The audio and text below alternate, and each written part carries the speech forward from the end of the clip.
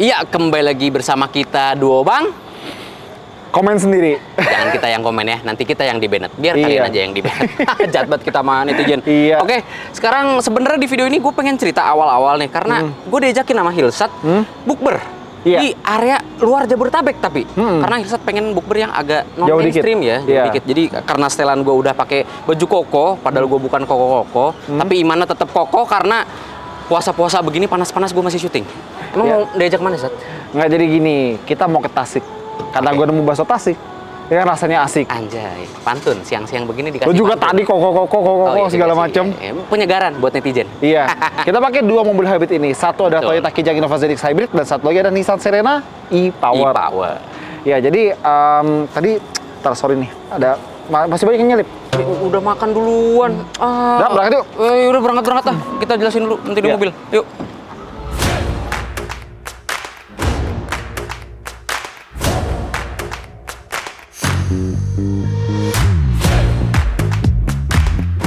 Nah, jadi kenapa kita bahas mobil hybrid lagi? Soalnya belakangan ini, pemerintah akhirnya mulai ngelirik mobil hybrid untuk diberikan beberapa insentif. Jadi, kalau di pameran kemarin itu udah ada berita soal yang beli mobil ini, Kijang Innova ZX, itu udah dapat pengembalian dana atas selisih harga yang udah diterapkan sama pemerintah. Jadi, lumayan kan? Jadi, kalau kemarin kalian sempat agak jaga jarak sama mobil hybrid, sekarang saatnya yang tepat untuk beli mobil hybrid. Contohnya ya, dua mobil yang kita bawa ini. Toyota Kijang Innova ZX Hybrid dan Nissan Serena e-Power. Sebelumnya apa sih mobil hybrid itu? Nah, mobil hybrid itu adalah mobil yang memiliki sistem penggerak gabungan, mesin dan juga motor listrik. Sehingga ketika kita menggunakan mesin bensin, itu kinerjanya tidak terbebani ketika menggerakkan mobil karena dibantu motor listrik dan membuat konsumsi bahan bakar bensinnya jadi lebih optimal. Ya, terus kenapa kira-kira orang tuh pengen banget beli mobil hybrid? Soalnya, mobil hybrid bisa ngasih performa yang cukup buat harian, tapi efisiensi bensin jauh di atas rata-rata. Jadi gini, bayangin mobil biasa, mungkin mobil kalian ya, bisa 110 gitu ya. Mobil hybrid bisa 120. Atau kalau misalnya kaki kalian lebih sopan lagi, bisa aja 130. 1 liter buat 30 km. Bah. Tapi walaupun kita bawa dua mobil hybrid ya, namun jenis hybridnya itu berbeda. Di mana Innova ZX itu nama jenis hybridnya adalah series paralel, sementara di Nissan Serena e-Power ini nama jenis hybridnya adalah series hybrid doang. Yang membuat mesin bensin berkubikasi 1400 cc 3 silindernya hanya berfungsi sebagai pengisi daya baterai untuk menggerakkan motor listrik dari Nissan Serena ini di roda depan.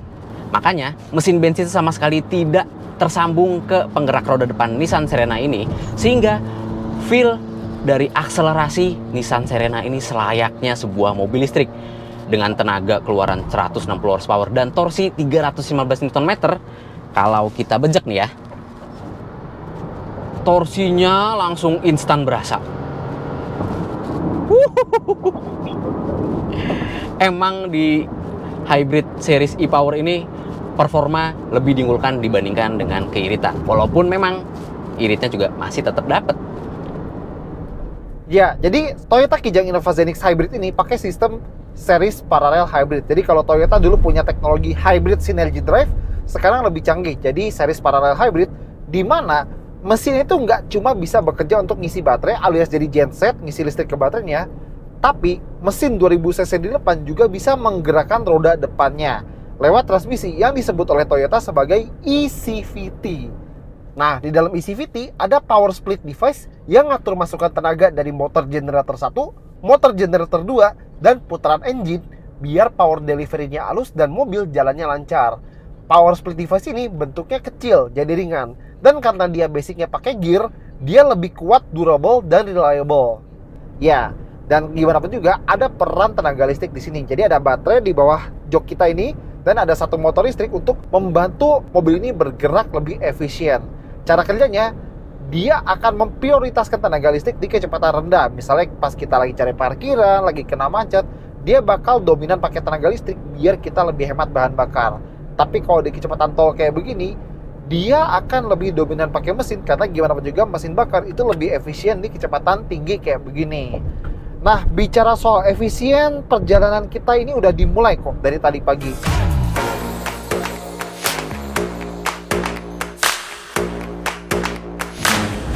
Oke, jadi itu dia penjelasan singkat kita mengenai kedua jenis hybrid yang kita bawa ini.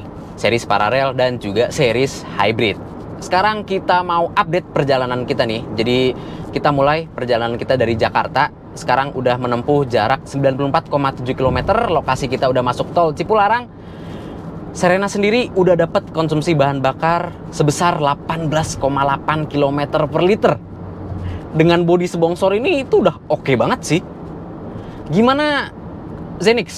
Sekarang kita tanyain Innova Zenix, konsumsi bahan bakar udah berapa nih? Ya, jadi bener yang dibilang sama Bagas. Kita berangkat dari Jakarta, lebih tepatnya Lenteng Agung gitu ya. Kita ketemu di pom bensin, kita isi dulu dua-duanya full tank, dan kita reset MID-nya buat tahu konsumsi BBM-nya seberapa. Paling nggak buat sejauh ini ya. Dan tadi Bagas sudah bilang kalau di Serena dapat sekitar 18, di Innova Zenix sekarang gue dapat 20,6 km per liter. Dan ingat, kita rutenya sama.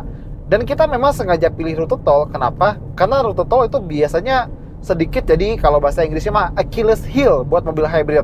Kenapa kita bilang begitu? Karena kalian tahu, kalau misalnya di mobil biasa, bermesin biasa gitu kan, konsumsi bensin tol lebih irit daripada konsumsi bensin dalam kota. Nah, kalau mobil hybrid, kebalikannya. Jadi kita emang sengaja ngetes di situasi yang tidak begitu beneficial buat mobil hybrid, buat tahu seberapa efisien kedua sistem hybrid yang berbeda ini. Tapi saat justru kalau di jalanan tol kayak begini, series hybrid malah lebih optimal dibandingkan series paralel hybrid.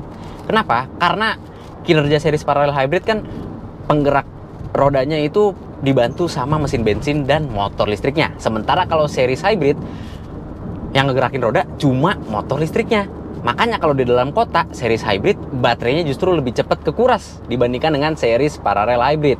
Tapi kalau di jalanan luar kota begini, yang jalanannya panjang, lurus, anteng-anteng aja, walaupun baterainya kekuras karena ya lagi-lagi ngegasnya konstan, tapi mesinnya pun juga ikut menyala dengan konstan tanpa perubahan RPM yang signifikan. Karena penggeraknya cuma dari motor listrik, bukan digerakkan mesin bensin. Namun kalau misalkan kita mau susul-menyusul ya di tengah tol kayak begini saat kalau pakai series hybrid, feel-nya kayak mobil listrik, torsinya instan, jadi nyusulnya lebih gampang. Emang lebih mementingkan performa dibandingkan irit sih series hybrid ini.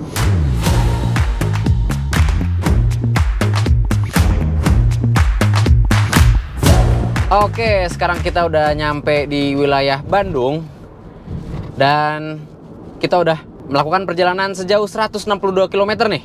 Dengan catatan ya, konsumsi bahan bakar Serena dapat 17 km per liter. Turun karena tadi ngelewatin tanjakan Cipularang. Ya tol Cipularang emang selalu menanjak ya. Tapi yang gue bikin penasaran adalah konsumsi bahan bakarnya Innova Zenix. Apakah sama turun juga? Gimana Sat? Ya, jadi kalau misalnya lu penasaran nih ya, tadi kan nanjak-nanjak nih. Kalau misalnya ke arah Bandung emang nanjak semua isinya. Gue juga turun, waduh ini boros banget lah, asli boros banget, boros! 19 km per liter. Wah, tetap dominasi Toyota ya? Emang, teknologi belasan tahunnya ya, tetap nggak bisa bohong. Ya pengalaman sih dari tahun 1997 kan Toyota ya? Yoi, sejak ada Prius tuh. Wah, tetap lebih irit, padahal Nissan Serena optimalnya emang di tol nih. Gimana kalau misalkan ngelewatin jalanan dalam kota, apalagi kita bakal menuju jalan pegunungan ini. Iya, mungkin kita bisa manfaatkan ya salah satu feature yang ada di mobil elektrifikasi. Apa tuh ya? Oh iya, regenerative braking tuh Sat. Nah kebetulan di Serena ini ada fiturnya, namanya di sini e-pedal. Jadi kita bisa melakukan semi-semi one pedal driving.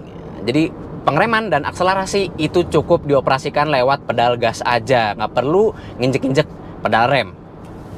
Kalau di Innova ada nggak? Ya, jadi kalau di Zenix sih tetap ya, yang gimana pun juga ini kan mobil udah electrified, ada baterainya. Dan kalau kita lepas gas, kita bisa lihat diagram di MID kalau dia ngecas baterainya. Tapi regen braking itu kerasa natural aja, kayak mobil biasa. Mungkin kita nggak bisa setting-setting, mungkin juga dia nggak bisa kayak one pedal driving atau bahkan semi one pedal driving. Tapi efeknya di sini adalah kita tuh ngendarainnya nggak kerasa asing, nggak kerasa kayak kok beda sama mobil gue yang kemarin gitu. ini masih natural dan masih alami. Jadi gak bakalan kerasa artificial bawa mobil ini. Jadi mungkin beda-beda ya pendekatannya antara Nissan Serena e-Power sama Toyota Kijang Innova Zenix Hybrid. Oh, makanya Zenix yang sekarang ini emang berkendaranya natural banget sih ya. Oke lah kalau gitu. Yang penting karena kita pakai mobil hybrid, ada fitur yang paling kita sukain dong saat, yaitu EV Mode. Oh iya. Jadi bener-bener bisa irit banget. Iya, jadi di sini gue juga punya feature EV Mode Only. Jadi ada tombolnya, kita tekan, kita bisa jalan pakai tenaga listrik. Cocok kalau misalnya kita emang lagi butuh di kecepatan pelan, kayak misalnya tadi gue bilang lagi parkir, macet, dan lain-lainnya. Oke, kebetulan kita udah mau keluar tol nih, Sat. Mari kita coba regenerative braking. Di gua doang tapi ya. Untungnya di lu masih natural rasa berkendaranya ya. Yo.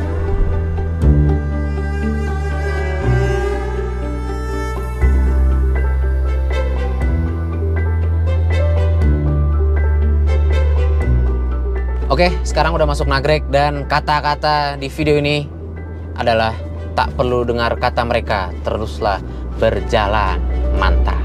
Respect Bang Boril.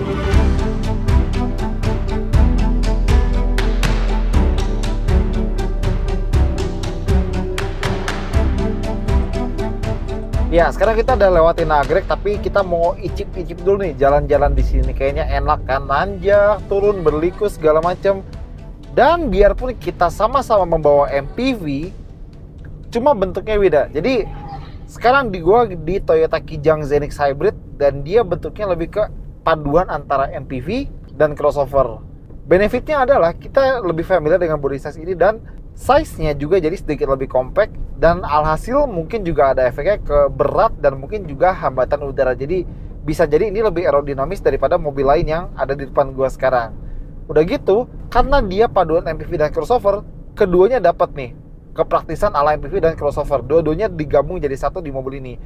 Duduk depan, tengah, belakang lega, bagasi juga masih lega, kenyamanan juga dapat, dan duduknya berasa commanding. Jadi biarpun kita bawa Kijang, sebuah MPV Indonesia banget, rasanya bawa kayak SUV gitu. Kalau Serena menganut gaya MPV yang boxy ala-ala mobil van. Emang kalau misalkan ngelewatin jalur yang daerah-daerah begini, gue rasanya cosplay jadi supir travel. Tapi kalau dari sudut posisi pengemudi ya, sebenarnya udah enak, lumayan commanding, walaupun nggak se-commanding Innova Zenix. Dan posisi mengemudinya pun juga bisa santai berkat armrest yang tersedia secara individual, terpisah dengan penumpang yang depan. Pun walaupun bodinya bongsor, tapi itu membuat interiornya jadi lega banget. Pokoknya kenyamanan maksimal bisa didapatkan di Nissan Serena e-Power yang satu ini. Tapi walaupun begitu, sayang untuk melewati jalanan-jalanan daerah, memang kebanyakan masyarakat Indonesia butuh mobil yang ground clearance tinggi. Karena balik lagi, jalanan daerah kebanyakan masih berlubang dan tidak rata, keriting. Sehingga kalau bawa mobil yang ground clearance lumayan rendah seperti Nissan Serena ini, cukup agak bikin mengkhawatirkan.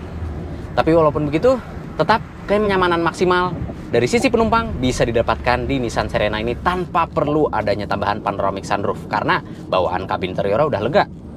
Apalagi dengan konfigurasi 7-seater ya, untuk penumpang baris keduanya bisa serasa jadi bos selama perjalanan.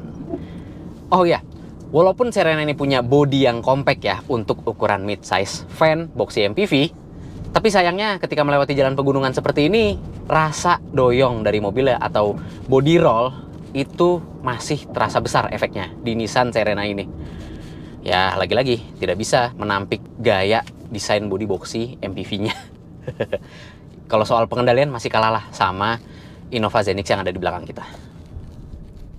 Tadi pasti Bagas bilang soal gimana leganya, terus nggak butuh panoramic sunroof segala macam. Tapi ada yang dia lupa. Kalau misalnya kalian emang tidak butuh Innova Zenix yang ada sunroofnya, panoramic sunroof, kalian bisa pilih varian lain. Dia lengkap, ada varian G, V, Q, hybrid, non-hybrid, modelista, segala macam lengkap. Jadi mau pilih panoramik atau tanpa panoramik, terserah kalian. Dan nggak cuma itu, mobil ini bisa muat 8 orang. Kalau yang captain seat 7 orang, tapi kalau yang kita dudukin sekarang, dia 2-3-3. 2 depan, 3 tengah, 3 belakang, jadi bisa muat 8 orang.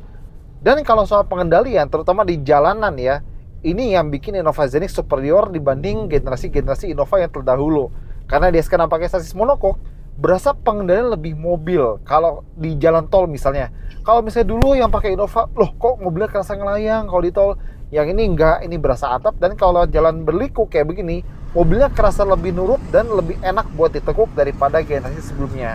Dan lagi karena atapnya tuh nggak setinggi box MPV, pengendalian terasa lebih natural daripada Serena. Dan benefit terakhir, dia punya ground clearance yang jangkung. Jadi kalau misalnya kita bawa ini mudik gitu ya, ke kampung halaman kita, mungkin jalannya masih belum rapi atau gimana, penuh lubang kerikil dan polusi tidur, kita nggak usah takut bawa mobil ini karena dia jangkung, jadi jalanan jelek tidak masalah.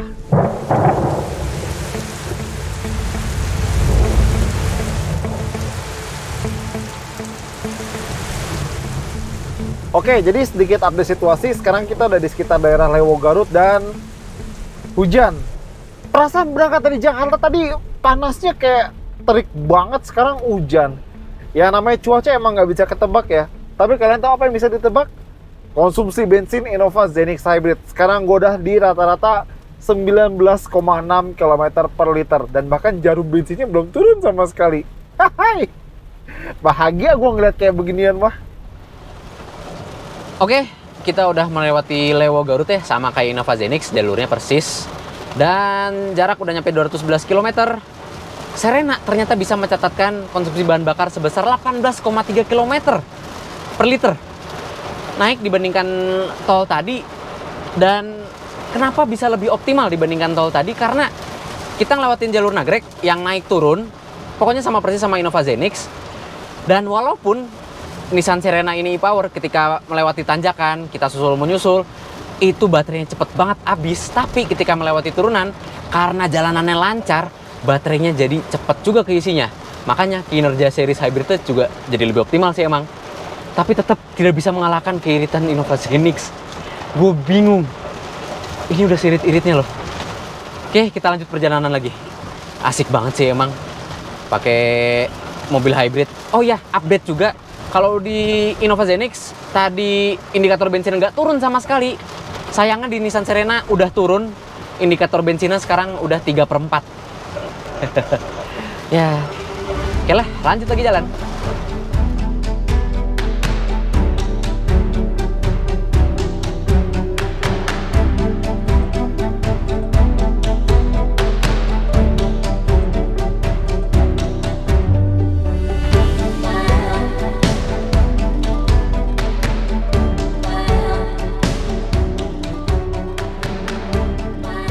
Wah, ini dari mana, Sat? Ini kita ada di Kabupaten Tasik ya. Iya, tapi lu ngajak bukber jam segini di Tasik? Iya.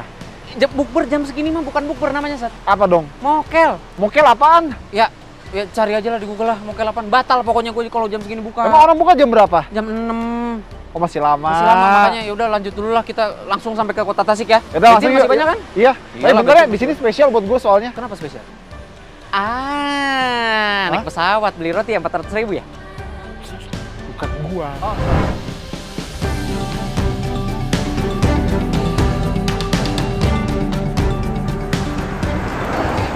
Oke, sekarang udah sampai di Tasikmalaya. Nama tempatnya apa, guys? Alun-alun Gurang Goreng Dadak. Waduh, akhirnya ini baru saat bukber dan udah mau jam 5 nih kan. Akhirnya sambil ngabuburit kita mau bahas lagi soal kedua mobil ini. Iya. Yang terutama soal fiturnya pastinya ya. Fiturnya kita absen aja ya. Paling Apa yang ada dan apa yang nggak ada. Nah itu dia. Ya udah dari lu dulu absen apa aja. Oke, panoramic sunroof. Gua ada. Alah nggak ada lagi, langsung yang nggak ada lagi di gua. Tapi udah kabinnya udah lega, nggak perlu panoramic sunroof. Ya Aman. udah. Apa lagi ya? Coba lu sekarang. Apple CarPlay, Android Auto. Ada dua-duanya ada dua-duanya ada. EV mode tadi udah ada ya Kita berdua ada. Ya. ADAS. ProPilot ada. Di tipe Q ada Toyota Safety Sense. Iya, sayangnya Serena juga cuma satu varian sih. Untungnya Innova Zenix banyak variannya tuh ya. Iya. Kamera Terus, 360. Ada dong, Around View Monitor khas Nissan. Gua ada tapi di tipe Q ya. Varian tertinggi lagi. Ini rear seat entertainment. Aduh, nggak ada lagi gue. Tapi Gua ada. Ionizer, AC. Ada. Tapi triple zone nggak? Dua. Tapi kayaknya bisa deh, tipe Q bisa. Tipe Q bisa. Hmm. Tipe Q bisa. Rear Apa? Rear view mirror, digital rear view mirror. Rear view mirror ada. Iya, tapi nggak digital. Ada. Tapi kalau naruh barang di belakang, nah, Jangan berlebihan. tetap. Muat 8 orang. Iya. Sayang cuma muat 7-seater, tapi baris keduanya jadi bos. Iya. Enak. Gua captain seat juga ada. Iya. Ada sandaran betis lagi. Chargeran nyampe belakang nggak? Chargeran sampai baris ketiga? Oh, nyampe. Sampai. Nyampe. Oh, sampai. Tapi nggak ada Nyampe. meja kan di baris ketiga? Baris ketiga ada, Serena. Sombong sekali. Ya, berimbang lah fitur ya. Berimbang sih, sesuai kebutuhan ya. Emang menunjang mudik banget sih emang kedua mobil ini. Iya.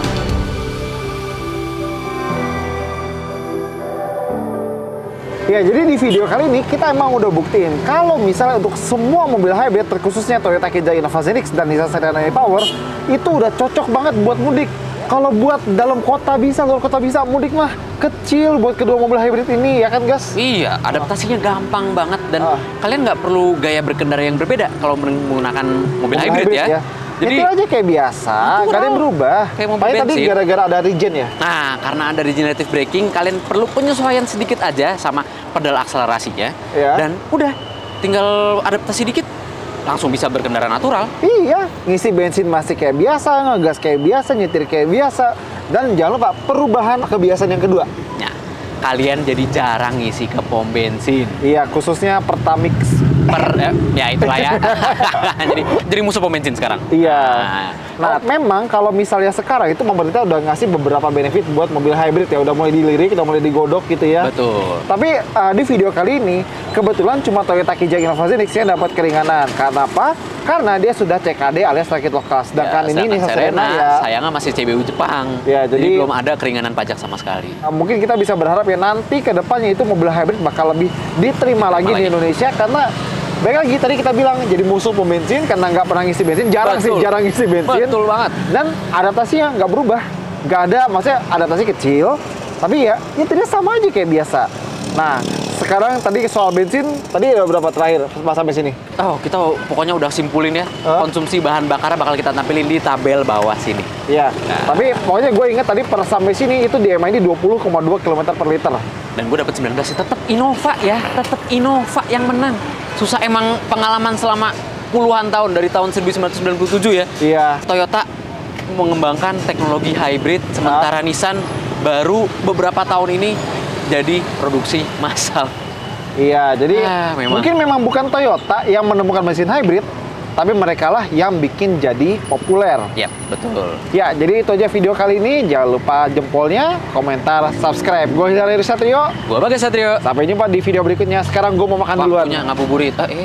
Lah, gue nggak apa-apa. Tanya lu ngajak ngabuburit. Lah, kan gue nggak apa-apa. Kan ini intinya gue udah pakai baju koko loh. Iya, koko. Koko loh.